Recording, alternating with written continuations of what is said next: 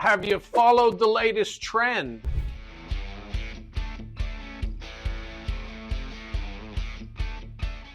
There's a company called Lagoons, and they've developed 3 communities here in the Tampa Bay area. They have plans for more. And what they've done is just cleared out acres and acres of ground, and they've made these pristine lagoons of crystal clear water surrounded by sand and beach within these communities. So the concept is, we're going to the beach, but we're not driving all the way over to Clearwater Beach or to St. Pete Beach or wherever it is. This is right in your community. The largest of these has 15 acres of water and beach surrounding it. What is it? What is it like? It's like going to the beach. There's paddle boarding, kayaking.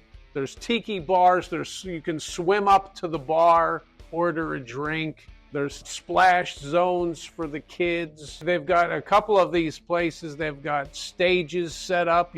Sometimes they'll have bands and things like that there. It's really cool. And it saves you the trouble of driving all the way to the beach. These places are a little further inland, and where driving to the beach may take you 45 minutes to an hour, maybe longer. And so that's the whole point of it. So currently there are 3 lagoon communities in the Tampa Bay area. The first one that they made is at Epperson. That's in Wesley Chapel. Wesley Chapel is a very desirable neighborhood. It's a suburb about 30 minutes north of downtown Tampa. The second lagoon community is at Mirada. That's the next exit north, and huge lagoon, 15 acres, and again, really nice community that they've built around it. And the third is South Shore Bay. That's in Waimama. That is south of Tampa, about 45 minutes, depending on traffic. And it's down south of Riverview, east of Ruskin, if that helps you. But anyway, those are the 3 current communities. There are plans for more. From what I hear, there's going to be one in Land O'Lakes coming sometime in the near future. One also a little further south in Parrish. And plans for I'm sure this is going to continue. The first 2 communities, Epperson and Mirada, have been wildly successful. That's what we have at the moment. So what are the pros and cons of living in one of these lagoon communities? Well, the pros are pretty simple. You've got the beach in your backyard. It's pretty cool. It's scenic. It's beautiful. There's sand. All the amenities, as I mentioned before, the water slides, paddleboarding, kayaking, swimming. It's a very beach-like atmosphere right in your backyard. That's the obvious pro to this. What would be the con to it? There's a small fee. All of these lagoon communities, you've got your HOA and you've got your CDD fees. On top of that, there's a lagoon fee. And last I checked at Epperson, it was $35, per month on top of everything else. So it's not a ton of money, but if you're using it and you're going there, and especially if you've got kids, it'll save you a world of time trying to get everybody together, get them in the car, get to the beach, hang out at the beach, and come home, and it'll save you quite a bit. Those are really the only pros and cons to it. Another con that I've seen is it can be crowded, but you're going to run into that over in Clearwater, St. Pete anyway.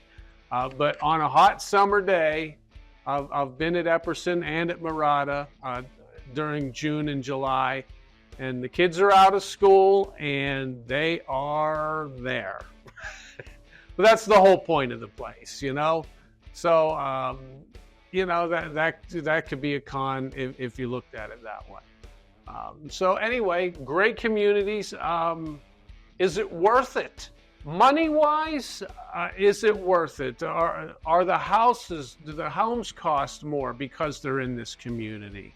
Are the HOA fees more because of this? Is the CDD fees more because of this? These are all things that you're going to have to tackle on a case-by-case basis. I already mentioned the Lagoon fee, that they have. That's really not a big deal. The home prices, we're talking about Wesley Chapel, and we're talking about a beautiful new community in Mirada, which is just north of Wesley Chapel, northeast in San Antonio.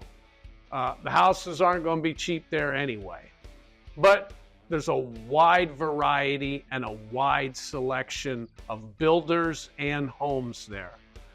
Starting at, say, $375, $400 for your townhouses and your smaller houses, $450 probably for a house, all the way up to, $1 million and more, depending on what builder, how big your house is, what type of land you have.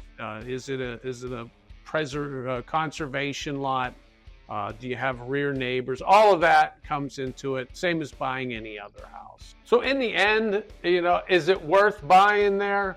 I believe it is.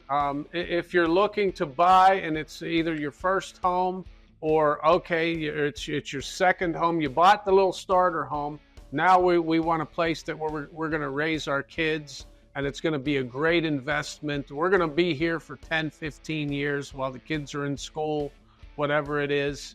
When you go to sell that place, that's going to be attractive. Why is it going to be attractive? The same reason you're buying it, because it's got great schools and great location, the beach in the backyard, something for the kids to do, something for the adults to do. It's a great investment, and there's going to be more of these communities coming up, and we're going to see how many. I don't think it's going to put the actual beach out of business, but they're going to give it a shot. So we'll see how this goes. See you guys on the next one.